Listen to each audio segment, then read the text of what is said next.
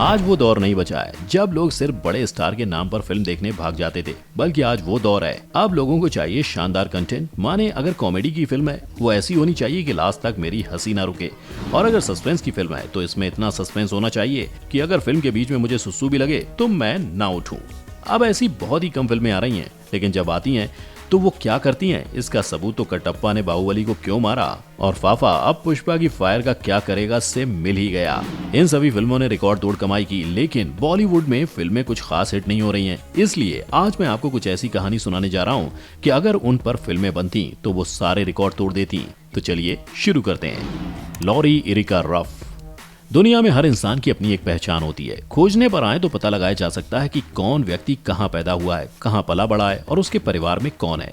लेकिन अमेरिका के डलास की रहने वाली लॉरी इरिका रफ की कहानी आम लोगों से अलग थी। लॉरी कैनेडी ने बलाक रफ से शादी की और दोनों डलास में बस गए। काफी सारे मिसकैरेज होने के बाद 2008 में लॉरी ने एक बेटी को जन्म दिया। सब कुछ ठीक ठाक चल रहा था कि लॉरी की जिंदगी में अचानक एक तूफान आ गया। उसके पति को लगने लगा कि उनकी शादी कामयाब नहीं है और दोनों को तलाक ले लेना चाहिए। ये सदमा लॉरी बर्दाश्त न कर सकी और उसने 2010 में आत्महत्या कर ली। यहाँ तक की कहानी तो दुनिया में बहुत से लोगों के साथ घटित हो चुकी है, लेकिन हैरान कर देने वाली बातें तो लॉरी की मौत के बाद सामने आई। उसकी मौत के बाद जब उसके सामान की तलाशी ली गई तो उसकी अलमारी से कई ऐसे कागजात निकले जिसने उसके पति और पुलिस को हैरानी में डाल दिया। दरअसल मौत के समय लॉरी की उम्र 42 साल थी, लेकिन कागजात के हिसाब से 1988 से पहले लॉरी कैनेडी नाम की कोई महिला थी ही नहीं। उसके पास से कुछ दस्तावेज बरामद हुए जिन पर उसका नाम वैकी स्वीट टर्नर दर्ज था। बात यहीं खत्म नहीं होती। लोग हैरान तो तब रह गए जब रिकॉर्ड से पता चला कि उन दस्तावेजों पर जिस बैकी की जानकारी दर्ज थी वो एक 2 साल की बच्ची थी जो 1971 में घर में लगी आग में जलकर मर चुकी थी। अगर बैकी मर चुकी थी फिर लॉरी कौन थी, कहां से आई थी? इन सवालों का जवाब किसी के पास नहीं था। 2016 तक लॉरी पुलिस की फाइलों में एक रहस्यमयी केस बनकर पड़ी रही, लेकिन इसी साल लॉरी के रहस्य से पर्दा उठ गया। लॉरी के केस की तहकीकात कर रहे सोशल सिक्योरिटी एडमिनिस्ट्रेशन के इन्वेस्टिगेटर जॉय वेलिंग को 2015 में एक फोन आया। ये फोन न्यूक्लियर फिजिसिस्ट तथा फॉरेंसिक जेनोलॉजिस्ट कॉलिन फिट्जपैट्रिक का था। दरअसल 2013 के बाद जब लॉरी की कहानी अखबारों में छपने लगी तब से कॉलिन ऑनलाइन ही इस केस की छानबीन में जुटे हुए थे।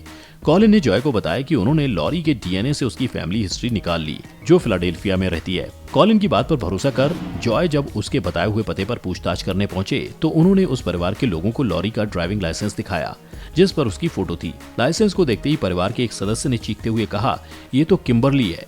ये लॉरी की मां का परिवार था और लॉरी का असली नाम किम्बरली मैकलिन था। जब वह 18 साल की थी तब अपने माता पिता के अलग होने के बाद वो घर से भाग गई थी। इसके बाद उसने अपनी पहचान छिपाने के लिए मरे हुए लोगों की पहचान अपनाई। अब आप ही बताइए कि अगर लॉरी के जीवन पर फिल्म बने तो क्या आप एक पल के लिए भी ऐसी मिस्ट्री फिल्म से नजरें हटा पाएंगे?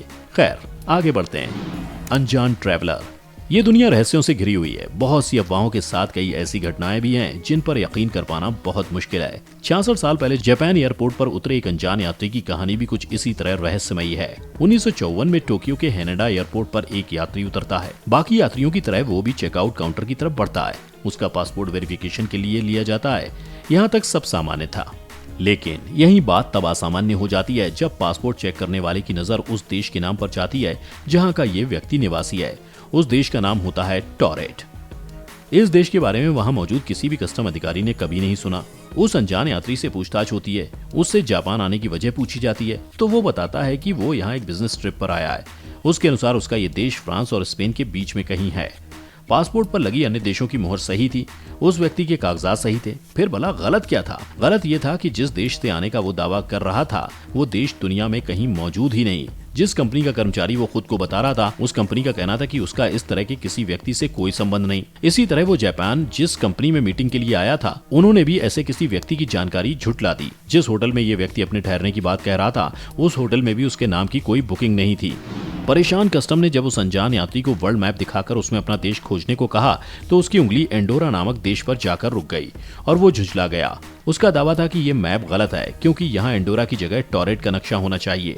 उस यात्री की हर बात कस्टम अधिकारियों को उलझा रही थी, लेकिन उसके दस्तावेज फर्जी नहीं लग रहे थे। और तो और उसके पासपोर्ट पर इससे पूर्व टोक्यो की कई यात्राओं की मोहर लगी हुई थी। मामले को उलझता देख एयरपोर्ट अथॉरिटी ने एक होटल कमरे में पुलिस कस्टडी के साथ उस अनजान यात्री के ठहरने की व्यवस्था कर दी। उन्हें लगा इससे उन्हें इस रहस्यमयी शख्स के बारे में गहराई से जानने का समय मिलेगा, मगर हर किसी की आंखें फटी की फटी तब रह गईं जब अगली सुबह जब वो शख्स उस बंद कमरे के अंदर से ही ना जाने कहां गायब हो गया। इतना ही नहीं, बल्कि जो दस्तावेज पुलिस ने उससे बरामद किए थे वो सब भी गायब थे। वो शख्स कौन था, कहां से आया था और ये टॉरेट देश का क्या राज था, ये सब आज सालों बाद भी एक रहस्य बना हुआ है।